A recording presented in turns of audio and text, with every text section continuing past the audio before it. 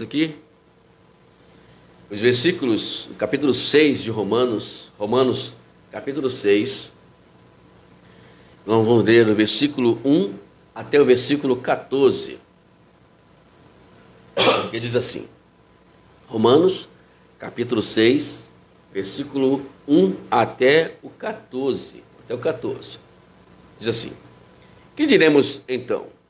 Continuaremos no pecado para que a graça aumente ainda mais? De modo nenhum. Como viveremos ainda no pecado nós que já morremos para ele? Ou será que vocês ignoram que todos nós que fomos batizados em Cristo Jesus, fomos batizados na sua morte, fomos sepultados com ele na morte pelo batismo para que, como Cristo foi ressuscitado dentre os mortos, pela glória do Pai, assim também nós andemos em novidade de vida. Porque se formos unidos com Ele, na semelhança da sua morte, certamente o seremos também na semelhança da sua ressurreição. Sabendo isso, que a nossa velha natureza foi crucificada com Ele, para que com o corpo do pecado seja destruído, e não sejamos mais escravos do pecado, pois quem morreu está justificado do pecado. Ora, se morremos com Cristo, cremos que também viveremos com Ele, sabendo que, havendo Cristo ressuscitado dentre os mortos, já não morre, a morte já não tem domínio sobre ele. Pois quanto a ter morrido de uma vez para sempre morreu para o pecado, mas quando ao viver, vive para Deus. Assim também vocês considerem-se mortos para o pecado, mas vivos para Deus em Cristo Jesus. Portanto, não permitam que o pecado reine em seu corpo mortal, fazendo com que vocês obedeçam às suas paixões. Também não ofereçam os membros do corpo do pecado como instrumentos de injustiça, mas como pessoas que passaram da morte para a vida, ofereçam a si mesmo a Deus e ofereçam aos seus membros a Deus como instrumento de justiça. Por quê? Porque o pecado não terá domínio sobre vocês, pois vocês não estão debaixo do pecado, e sim da graça. Bom, hoje nós vamos falar sobre o tema a morte que gera a vida. Aqui, nessa passagem bíblica do apóstolo Paulo, dizendo aos romanos, é sempre bom salientar que aí a carta aos romanos é uma carta que todos nós deveríamos ler constantemente, estudá-la constantemente. É uma carta que deve a gente colocar sempre no nosso devocional. Por quê? Porque essa carta ela envolve todos os lados possíveis, né? A carta de Romanos ela é chamada pelos teólogos de carta universal. Ela fala dos gregos, fala dos judeus, ela fala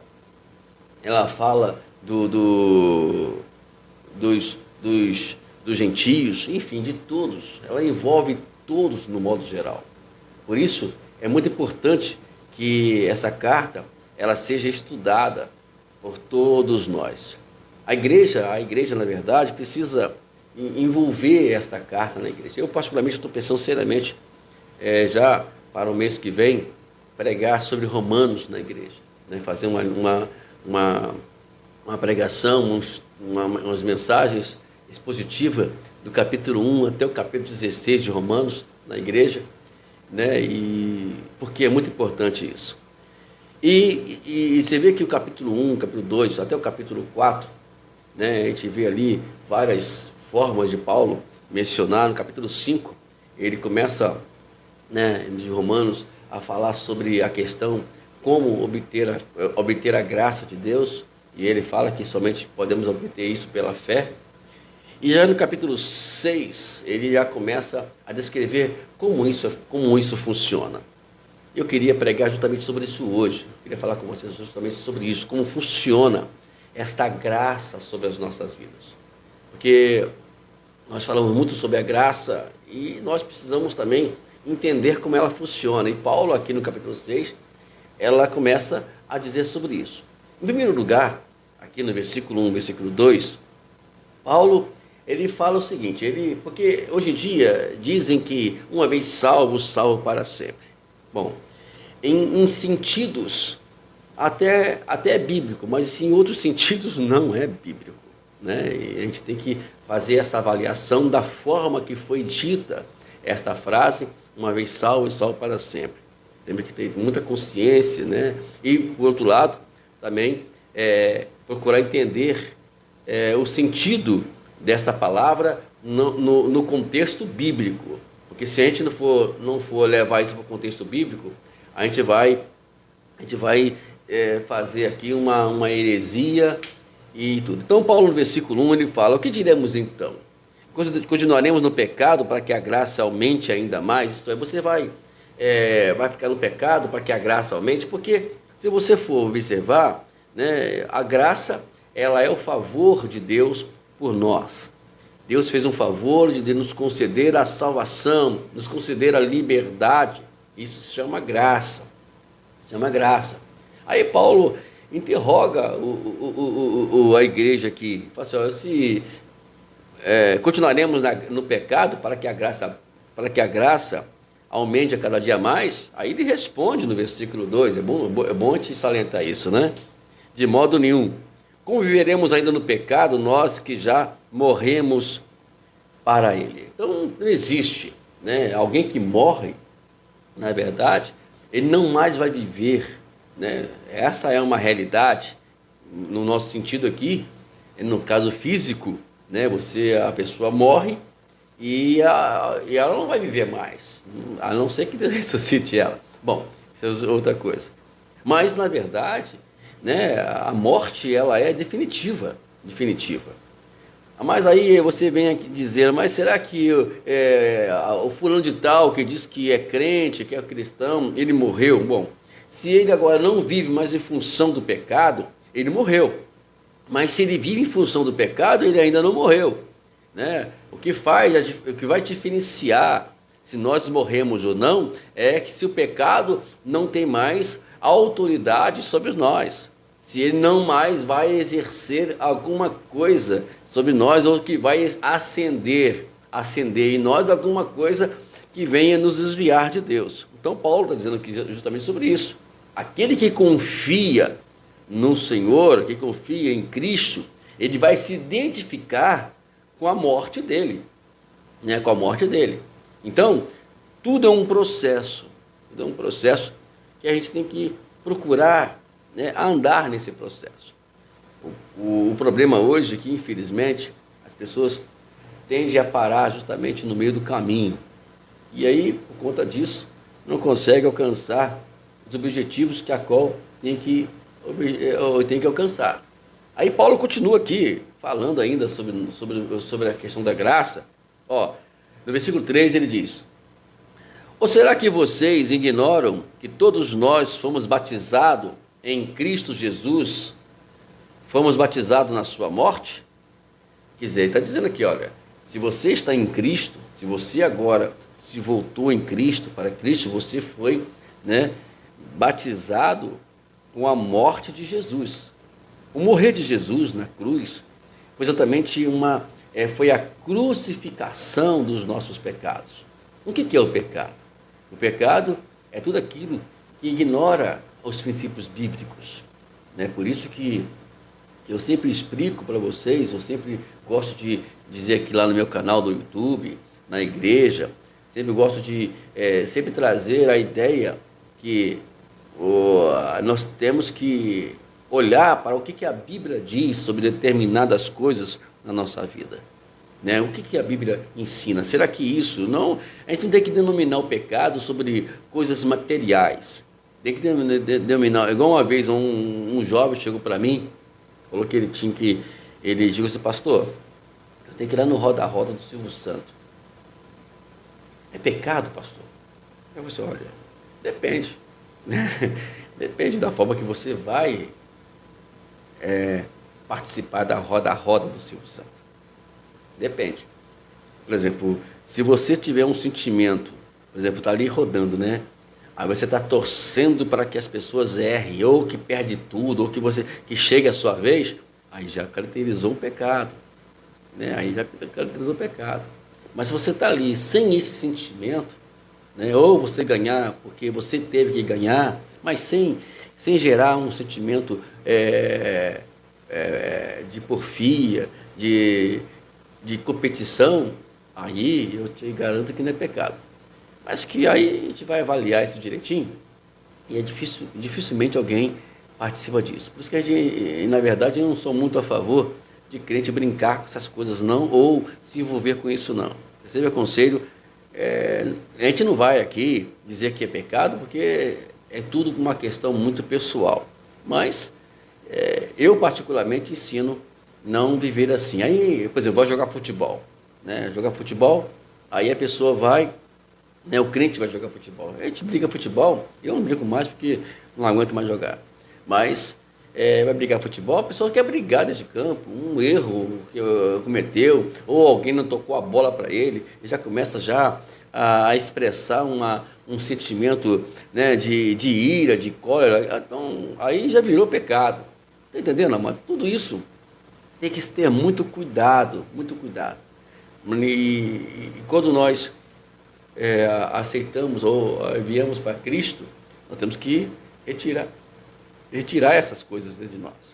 O versículo 4 diz o seguinte: fomos sepultados com ele na morte pelo batismo, para que, como Cristo foi ressuscitado dentre os mortos, pela glória do Pai, assim também nós andemos em novidade de vida. Aqui está Paulo expressando aqui, se nós fomos sepultados com ele na sua morte, se nós já somos sepultados, sepultado quer dizer, definitivamente não vivemos mais sob o pecado, debaixo do pecado. Definitivamente, porque o que é a morte física hoje? Né? Eu achei interessante uma colocação, né, de alguém. Uma vez eu li um livro e essa pessoa colocou uma colocação muito sábia e interessante nessa questão, sobre fala da morte do crente. Porque às vezes a Bíblia, no Salmo 116, fala que o Senhor tem prazer na morte do justo. Porque quando o justo morre, a mente dele vai ficar praticamente inativa em termos de pensamentos pecaminosos. Então, a possibilidade de pecar alguém que morre é impossível. Não morre, ele não peca mais. Então, a ideia aqui é exatamente essa. Alguém que morre com Jesus, é sepultado com a sua morte, ele, na verdade, não vai mais viver em função do pecado. Então, o capítulo 6 de Romanos, ele é muito interessante porque ele nos aponta isso. Agora, outra coisa que no versículo 4 que me chama a atenção é que se nós, né, se nós fomos sepultados com ele na morte, também seremos ressuscitados com ele com a vida de Jesus. Aí quer dizer que viveremos em novidade de vida. Isso quer dizer que a gente vai viver sempre em novidade de vida, vai ter sempre novidade. A pergunta é para você: você tem novidade de vida? Ou sua vida é a mesma, ou é de sempre?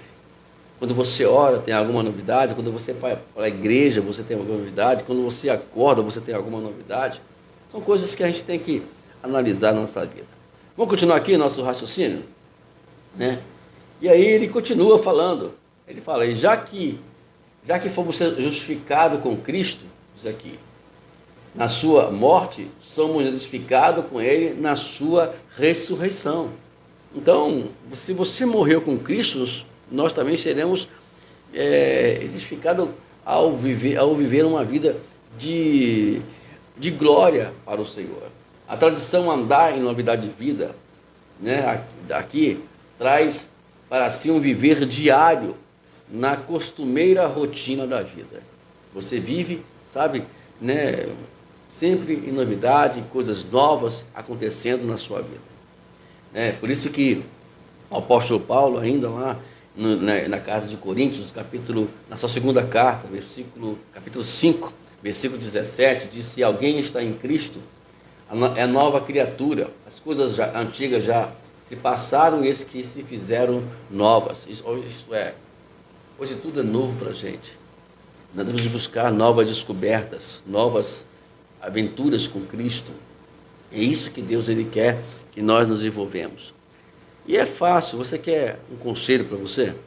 Se você quer viver uma vida com Cristo, de onde vai adquirir novidades, né? Ler a palavra dele, faz devocionais, vai para a igreja, preste atenção na mensagem, preste atenção nos louvores, nos cânticos que são entoados na igreja, na palavra que é pregada, na escola bíblica, onde é ensinada a palavra de Deus. E a gente vai descobrir coisas novas. A Bíblia tem mais de 2000 anos e ela continua ainda nos renovando. Eu, particularmente, digo isso na minha pessoa aqui. Ela tem renovado as nossas vidas a cada dia. Vamos lá?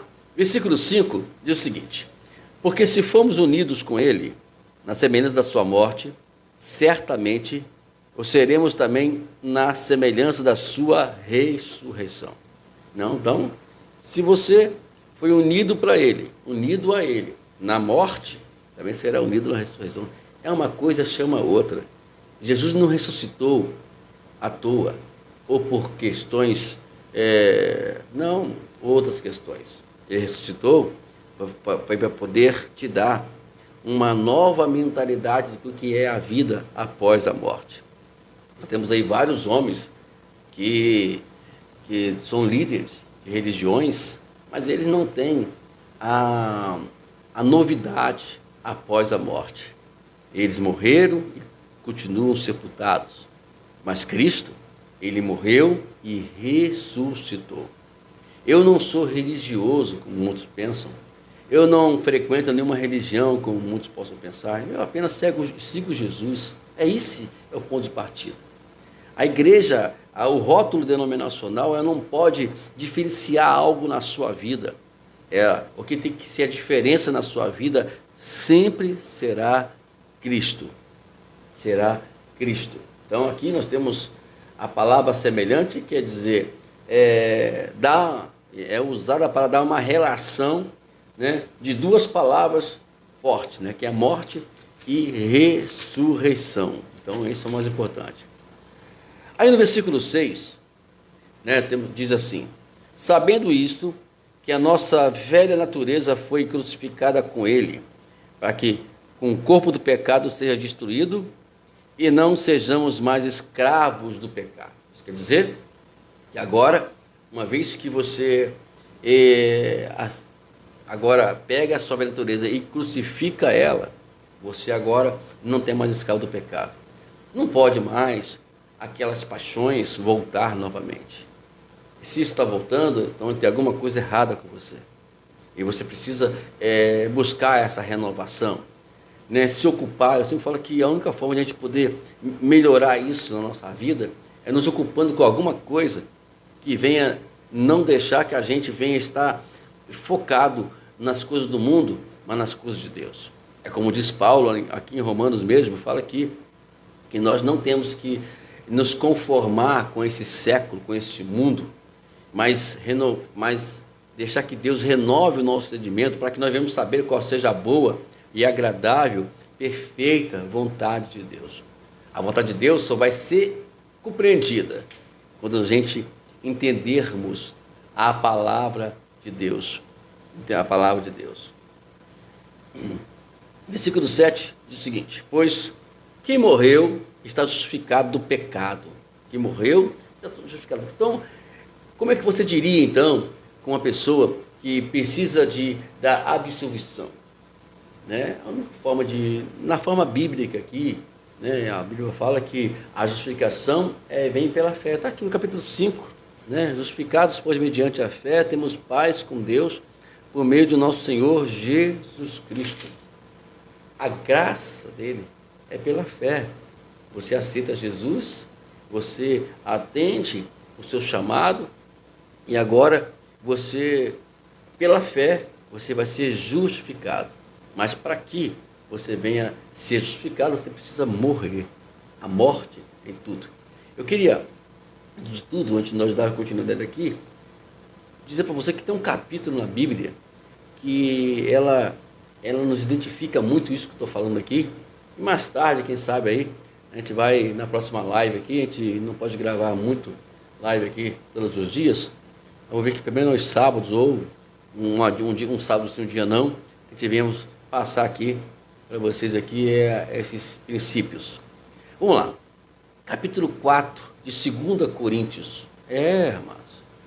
2 Coríntios capítulo 4, ela nos dá aqui, sabe, uma ideia do que é morrer. Você lê lá, é o dever de casa para você aqui, né?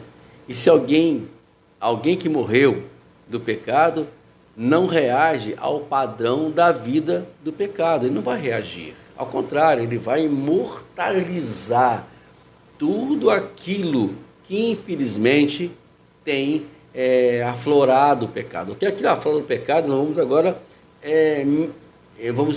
tirar ele da nossa vida, né? A pessoa não pode atuar, né, dentro desses padrões.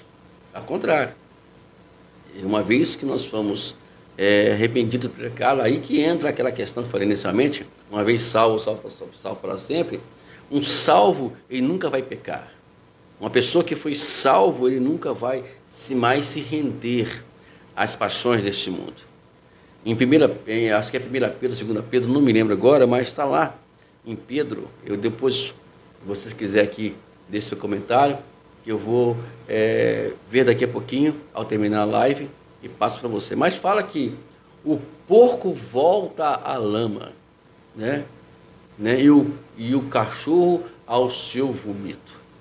Isso quer dizer que uma pessoa que volta a fazer o que ele fazia anteriormente, ele está justamente dentro desse padrão. Então ele não está salvo. Ele precisa da regeneração. Não estou falando de queda de pecado, né? Não estou falando que a pessoa caiu no pecado e se arrependeu. Não estou falando de quebra de princípios às vezes, né? Estou falando de voltar novamente. Por exemplo, a pessoa se desviou, né? A pessoa bebia e agora fumava, aí ele agora largou a igreja, deixa bem claro isso, largou a igreja e agora ele vai voltar a fumar novamente, vai voltar a beber novamente, vai voltar a prostituir novamente, e isso faz com sem arrependimento e com muita satisfação. É a pessoa que nunca foi salva. Eu conheço um rapaz que ele... Conheço o rapaz não, eu conheço na rua, eu nunca falei com ele, perdão, tá? Deixa eu explicar aqui. É que uma vez eu vi ele na igreja, né, com a biblinha na mão, caminhando para ir para a igreja, e depois ele voltou ao homossexualismo novamente. E assim ele fazia esse vai e vem. Então tem que tomar esse cuidado. É isso que a Bíblia nos ensina para a gente poder nos afastar, tá bom? E outros mais, né? Eu acompanhava também uma senhora que na rua via aquele saião, né? Ia para a igreja, aí depois, demorava muito tempo, estava com uma roupa curta, um short que parecia que não era short. Então, as pessoas voltando novamente a fazer o que elas faziam anteriormente. Isso quer dizer que nunca houve uma libertação da parte daquelas pessoas. Então, é por isso que Paulo está dizendo aqui que tem que, se você quer ser justificado do pecado, quer ser justificado do seu erro, você precisa matar a sua carne. Como foi aqui falado sobre o versículo 5, 6, né? Vamos lá, vamos para o versículo 8 agora. Diz assim: ora, se já morremos com Cristo, também viveremos com Ele. O que é viver com Cristo? É viver segundo os seus princípios. Uma vez que você morreu com Cristo, você agora matou todas as suas paixões carnais. E agora a sua vida vai viver em menção ou em função do que Cristo ensinou. Eu sempre aconselho os irmãos, todos, lerem ou estudarem, né, ou fazerem um devocional, se for preciso, do capítulo 5, 6 e 7 de Mateus. Leia esses 3 capítulos, estude esses 3 capítulos, você vai encontrar nesses 3 capítulos ali os princípios de Jesus, que Jesus nos ensinou. Então é muito importante isso. É muito importante isso. Então, o nosso morrer aqui verdadeiramente desviar das crenças que outrora, né, ela nos oprimia ou nos prendia, né, e agora viver em função do que Jesus ensinou, né? Tem os tradicionais em crenças diz que uma vez que eu comecei nessa religião, eu vou morrer nessa religião. É lamentável ouvir isso, né? A religião ela não nos conduz a lugar nenhum. Religião não nos dá nada que venha nos levar à salvação. Ao contrário, nos desvia da salvação. Então, a salvação nossa vem somente intermédio de Cristo Jesus. Versículo 9. Sabemos que, havendo Cristo ressuscitado dentre os mortos, já não morre. A morte já não tem domínio sobre ele. A morte não tem mais domínio. Tem as pessoas que têm medo da morte aí fora, né? Quem vive em Cristo, você vê que os que sofreram mártires na igreja, eles não tiveram medo de nada, porque a morte para eles era o trampolim para a vida eterna, era poder estar com Cristo. Paulo até mencionou isso, não lembro agora exatamente, não sei se é Filipenses que ele falou isso, mas ele falou assim, olha, morrer com Cristo é ganho, né?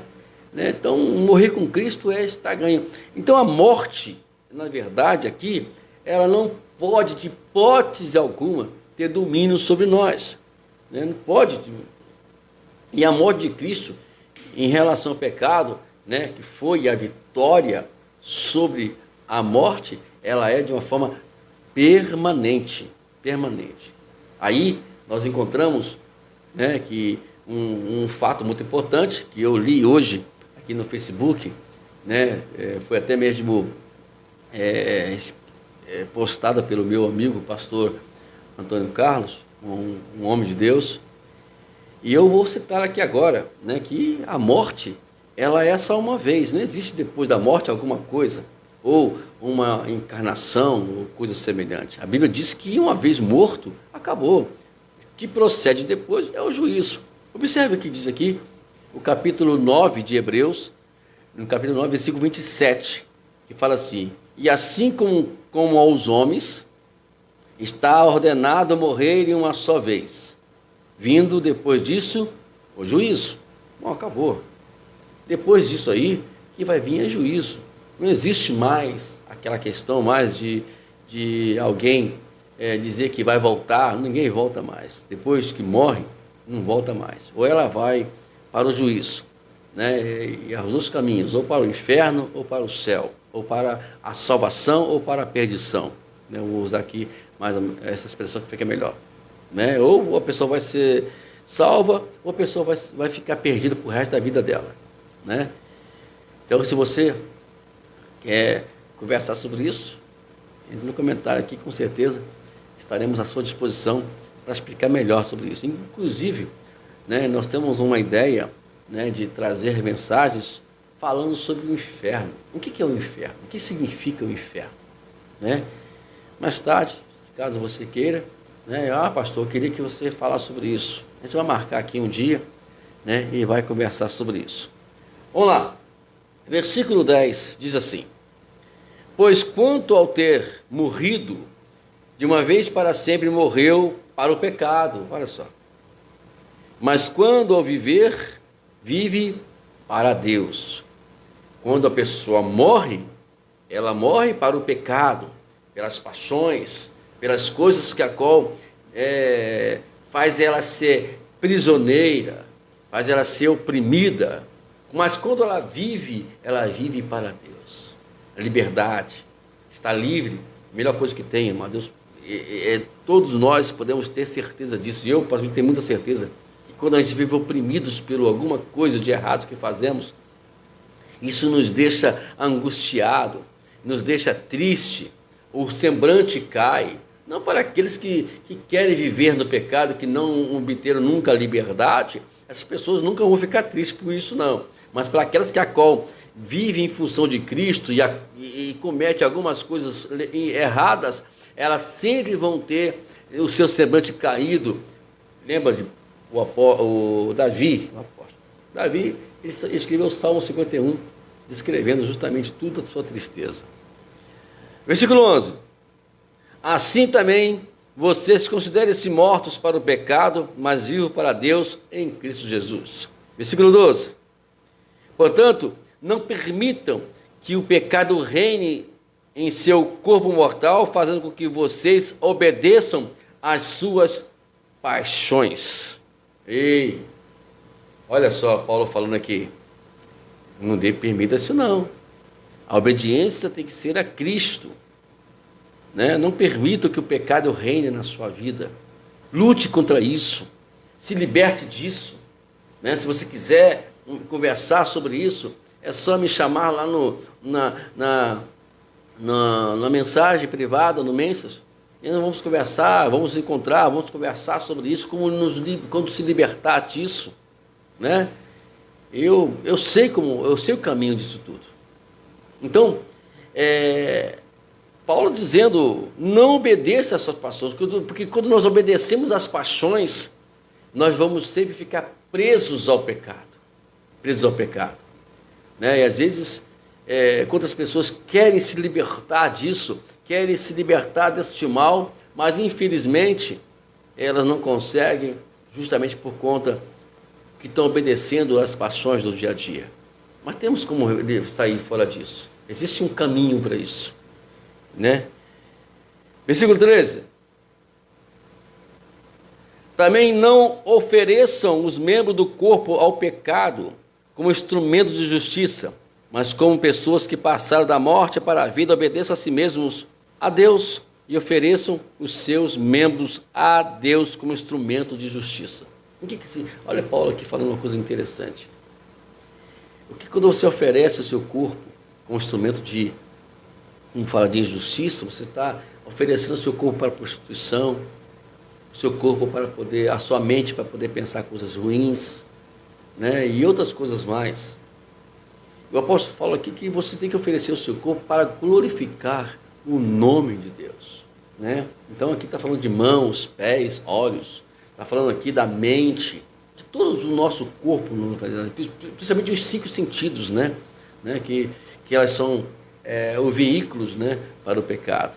Né? Tanto a visão, como o ouvido, como até mesmo cheirar. Sabia que pessoas pecam cheirando. Sabe, não está entendendo o que eu estou querendo dizer com isso? Pelo paladar, pelo falar, né? Então, tudo isso tem trazido, e pelo o apalpar também. Tudo isso gera pecado. Temos que colocar um instrumento para ouvir coisas boas, para ver coisas boas, para aspirar o ar de Deus, para falar coisas da palavra de Deus, para poder apalpar as coisas que a qual só provém do Senhor. Né?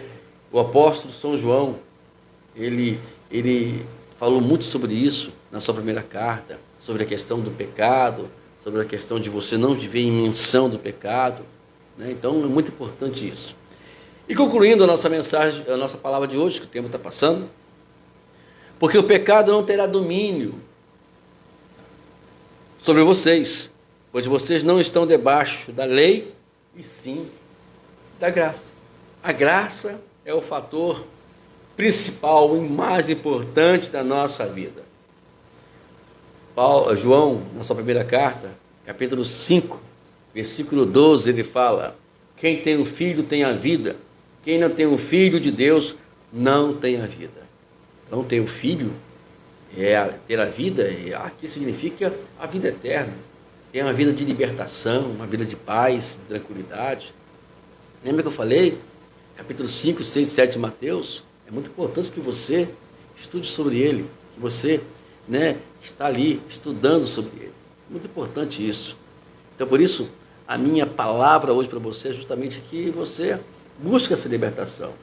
Aí, para concluirmos tudo isso aqui, para podermos não estar mais debaixo da graça, da lei, perdão, não estar mais debaixo da lei, mas sim debaixo da graça, nós temos aqui João, agora é o Evangelho de João, capítulo 7, versículo 38, que diz assim: quem crê em mim, como diz as Escrituras, do seu interior fluirão rios de água viva.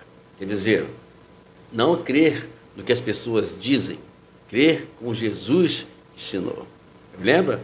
5, 6, 7, Mateus. Eu sempre gosto de falar isso. Você vai agora viver em função daquilo que Jesus ensinou. Se você viver em função disso, rios de água viva fluirão dentro de você. Vida vai fluir dentro de você.